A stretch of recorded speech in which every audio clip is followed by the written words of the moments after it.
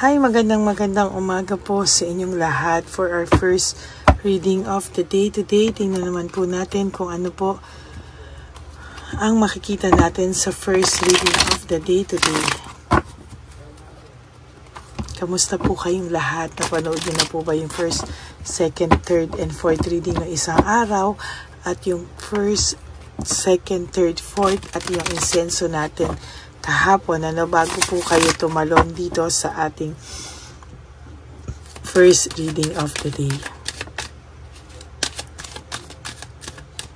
Bakit parang may nakasama po? Ayan. Sana po ay napanood nyo na po lahat yan. Recently po, parang hindi lahat napapanood lahat ng videos o yung mga episodes na nilalabas natin.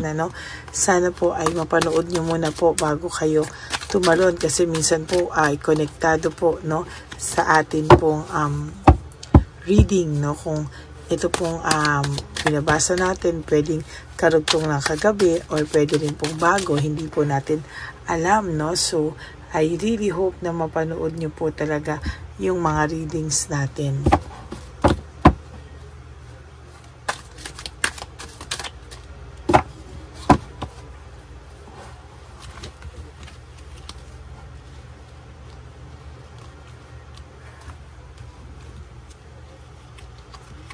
One, 2, 3, 4, 5, 6, 7, 8, 9, 10, 11, 12, 13, 14, 15, 16, 17, 18, 19, 20.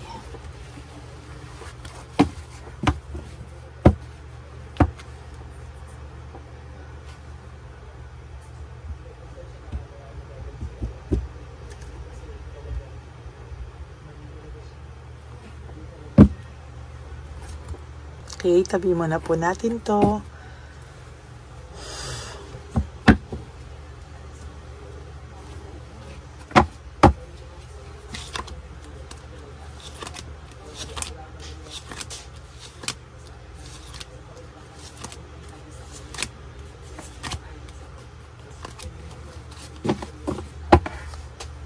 Sorry po. Buksan po natin ang ating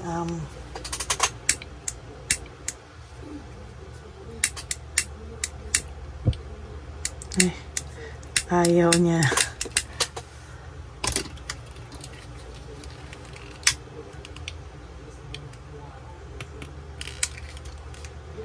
Bakit itong pula laging umaapoy ng ganyan? Nakakaiba.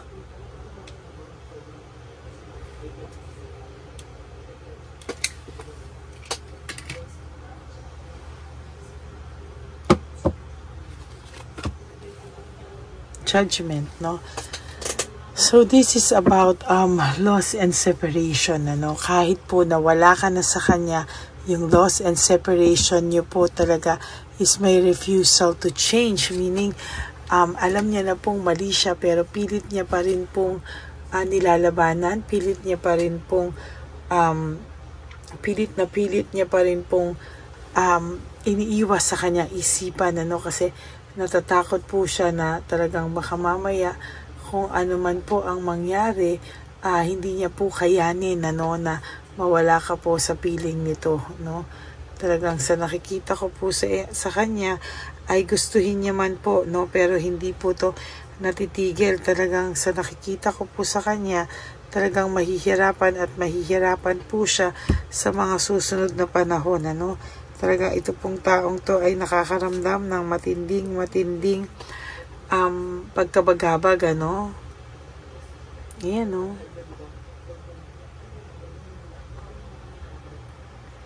Talagang hindi siya talagang hindi po siya hindi po talaga siya mapakali, no? Talagang naiisip at naiisip ka po niya, at talagang yung paghihiwalay niyo po ay kahit po mataas ang pride niya at hindi niya pinapakita sa iyo na nalulungkot siya, talagang dinadamdam niya rin po ito. Ayan, no? Talagang may burden po siyang nararamdaman, ano? Yung burden po na nararamdaman niya ay matindi, no? Hindi niya po alam kung ano ang gagawin niya, kung ano po ang tama niyang gawin, ano? Talaga pong itong taong ito ay talagang nahihirapan po sa mga oras na to kung paano niya po yan paninindigan. So there is this responsibility and burden, ano? Sa nakikita ko rin po dito ay meron pong nangyayaring isolation, ano? Talagang sa nakikita ko po ay ina-isolate po talaga ng person nyo yung sarili niya, no? Ayaw niya pong makakausap muna ng mga tao, no? For some reason, talagang ito pong taong to ay minsan napapagod din po siyang magpretend, ano? Minsan napapagod din siyang magpretend, at minsan po ay hindi niya po alam kung paano po yung kanyang gagawin, sa totoo lang.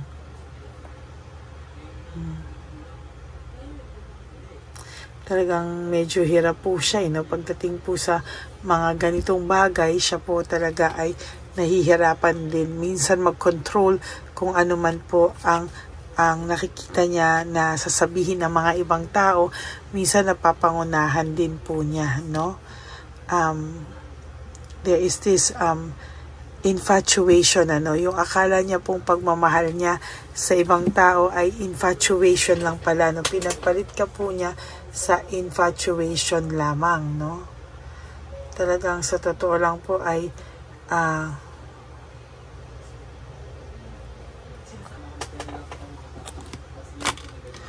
there is this heartbreak, suffering, and grief, no? Sa nakikita ko po dito ay talagang meron po ako nakikitang heartbreak, no? Talagang sa nakikita ko po dito ay nagkakapalit na po kayo, no? Kung dati siya po ang nasasaktan, ikaw po ang nasasaktan, ngayon kahit papano po nasasaktan na rin po ang taong ito.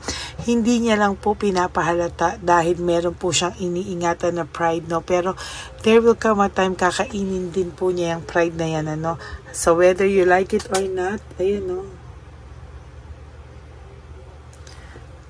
Whether you like it or not po, kakainin at kakainin niya rin po yung pride niya. Talagang nasasaktan na rin po siya. Hindi naman po to sobrang bato, no? Hindi naman po siya batong-bato. May nararamdaman din naman po siya. Hindi lang po siya makapag-desisyon, no? Feeling niya po, naiipit siya sa talagang, may ipit po siya sa mga tao na niyabangan niya, yung mga taong pinagsabihan niya, dun po sa mga taong siniraan kanya, no? At sa nakikita ko po, yun po talaga yung mahihirapan po siya. And sa nakikita ko po, hindi po talaga yan, hindi po talaga siya hindi po talaga siya matatahimik, ano? Kasi nahihiya po ito talaga, sa totoo lang, sa mga taong pinagsisiraan kanya, no? Nahihiya at mapapahiya po kasi siya sa mga tao, kaya kahit papano napipigilan po yung action niya, no? Isipin niya pa lang po na mapapahiya siya, kakainin niya yung pride niya, para po siyang nanghihina, no?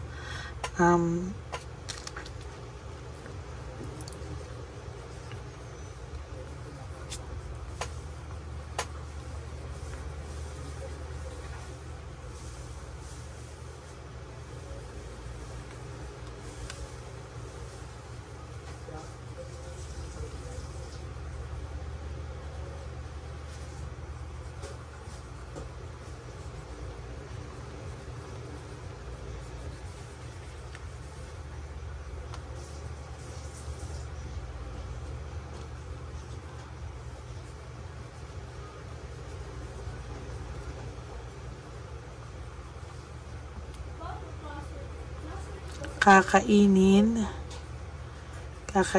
niya din ang pride niya.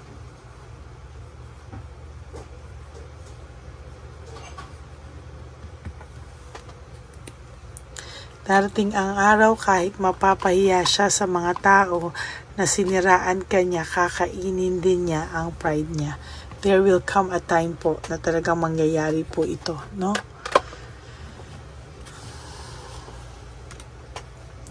there is weakness and manipulation. Ito pong taong ito ay may kahinaan pong nararamdaman, at talagang manipulate niya po ang kanyang sarili para patuloy po siyang lumakas at hindi niya po maibaba yung kanyang pride, kahit po ngayon ay very very stressed and burnt out na po siya. Pinipilit niya pa rin po na wag maapektuhan at talagang wag mapahalata, kasi talagang sa dami po ng siniraan kanyang tao, ayaw niya po talagang siya po ay mapahiya at makita po na siya po ay failure, o talagang siya po ay talagang naging selfish, yan po talaga ang nangyari sa kanya. Nawalan din po siya ng direksyon, so kahit pong lahat ng yan ay talagang aalisin niya po yan lahat sa katawan niya para siya ay makahingi ng tawad sa iyo, sa pagsira po ng pamilya nyo, sa pagsira po ng relasyon nyo, sa mga pangarap po na hindi niya po naituloy dahil po sa kanya, May intriga po siya kung bakit ngayon ay kaya mo na daw po nang wala siya. Ngayon po siya mahihirapan at ngayon niya po maiisip lahat ng kabutihan at ginawa mo sa kanyang kabutihan, Talagang yan po ang makikita ko talaga na mangyayari po sa kanya, Magsiselos po ito pag meron po itong nakita na meron po sa iyong nagpaparamdam, and there is this emotional immaturity, Talaga pong ang taong ito ay makakaramdam ng immaturity, Talagang hindi po ito talaga mapapakali at talagang ito po ay makakaramdam ng matinding immaturity, Magiging unstable and lack of resources. Marami po itong magiging problema for sa mga susunod na araw sa buhay niya. Very disconnected din po siya, Talagang tinatry niya pong ma-disconnect yung sarili niya sa iyo at itinatry niya po talaga sa lahat sa abot ng makakaya niya, Sabi ko nga po sa inyo kagabi, there is this end of phase, matatapos na po ang phase na to sa buhay niya, at sa nakikita ko din po talaga ay distracted po siya, Marami po siyang distraction at lack of rewards. Yan po yung nakikita ko sa kanya, at talagang sa mga susunod na panahon makakaramdam pa rin po ito ng kulang po ang buhay niya kung wala ka po, So yan po ang ating reading of the day. I hope na kayo po ay naka-resonate, and if you do, can you please give me a like and comment down below, at gusto ko pong mabasa ang inyong mga opinion at ang inyong mga feelings and reactions. Maraming salamat po sa inyong lahat. And for those of you who would like to give me a super thanks for this video, I would really appreciate from the bottom of my heart. And please, no skipping of ads. Tulong nyo na po yan sa ating channel para naman po tayo po ay makatulong sa ating mga lolos at lolas sa kalye. Maraming salamat po sa inyong lahat. And for those of you who would like to have a private reading with me, you can message me po at Lady Lee Elena, that's Ladyly Elena. Nasa dulo po yan ang ating video. Diyan nyo lang po ako makakontakt. That is my official and only legit FB and Messenger account, Nilabas ko rin ang fake na Lady Elena na kung saan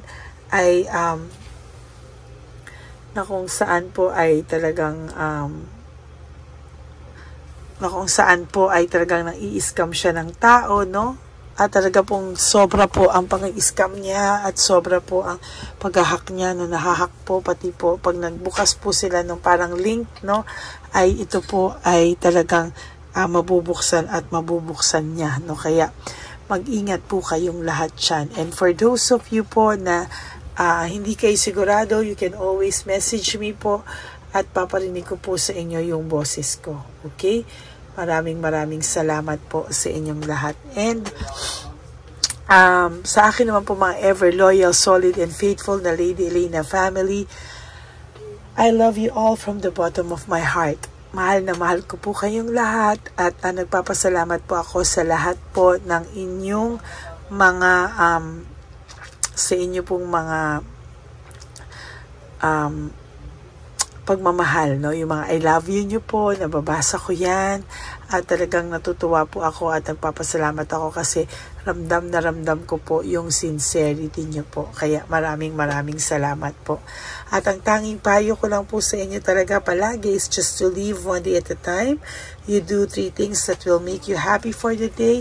Prioritize yourself, make yourself busy, no? Talaga pong iba po pag bumawi tayo sa ating mga sarili. Kaya dapat po maging grateful tayo at tayo ay may chance pa, tayo ay healthy pa, ginising tayo, may buhay pa po tayo. Kaya tayo po ay dapat na magpasalamat and be grateful at babawi tayo sa ating mga sarili na tinolerate natin ng ibang taong saktan tayo, no? And you always have to love yourself because self-love is still the best love of all. At yan po talaga ang nakikita ko na talagang dapat nyong gawin, ano, mahalin ang inyong mga sarili. And also, you have to realize that life is so short.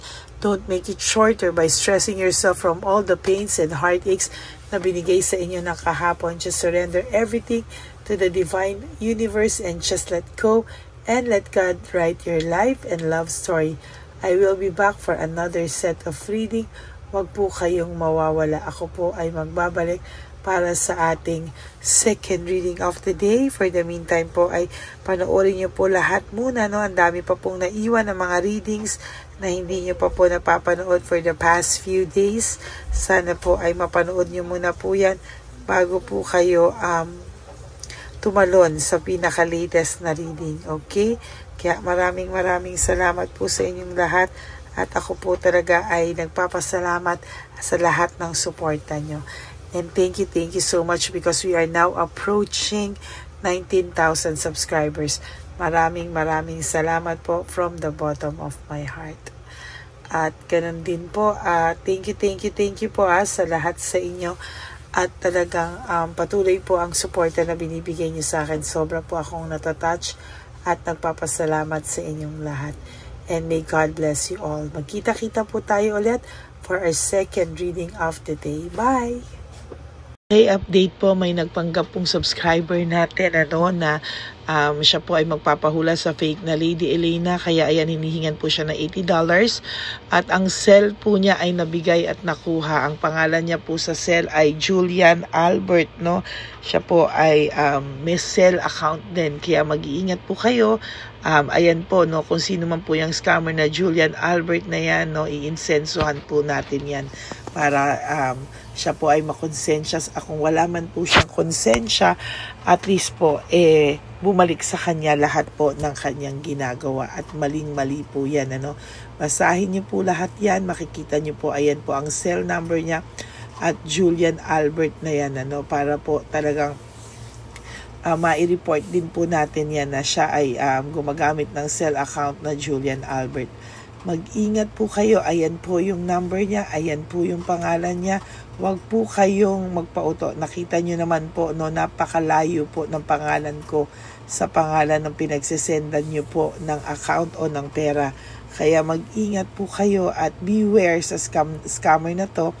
At talagang ayan po, pinost ko po ang kanyang pangalan dito para maging babala po sa inyong lahat. Maraming salamat po. At mag-ingat po kayo, pakireport po ang page na yan, ang messenger niya na Lady Elena. Maraming salamat po and God bless you all. Ayan, sa susunod po makikita niyo yung account niya na ire-report niyo. Salamat po na marami. Magandang gabi po ulit sa inyong lahat. Ako po ay muling nagpapaalala sa inyo na mayroon pong lumalabas sa FB at Messenger account na fake account po, no, nang hihingi po ng $25 through PayPal at hindi po yan totoo. Huwag po kayong maniwala dyan. At pag sinabi mo po na gusto ko pong marinig ang boses nyo or makita kayo, ang sasabihin po ay magbibigay kami ng link. Buksan mo yan at pagkatapos ay makikita mo ako. Huwag po kayong maniniwala dahil yan po ay hindi totoo. Yan po ay isang malaking scam na pag binuksan nyo po ay mahahack po lahat-lahat sa inyo. Mahahack po ang inyong mga personal details. Lahat po, lahat-lahat ay mahahack. Ako po ay nalulungkot na ito po ay nangyari, ngunit sa talagang may mga tao pong masasama at may mga tao po talagang hindi makatiis na hindi gumawa ng masama sa ibang tao. Pero maging aware po sana kayo, tulungan niyo po ako, i-report po natin yung fake na yan at sa FB para siya po ay mawala na at wala na po siyang mabiktima pa. No? Nandyan po lahat ng details at maraming salamat po sa inyong lahat. Maraming salamat po sa inyong lahat at mag-iingat po kayo.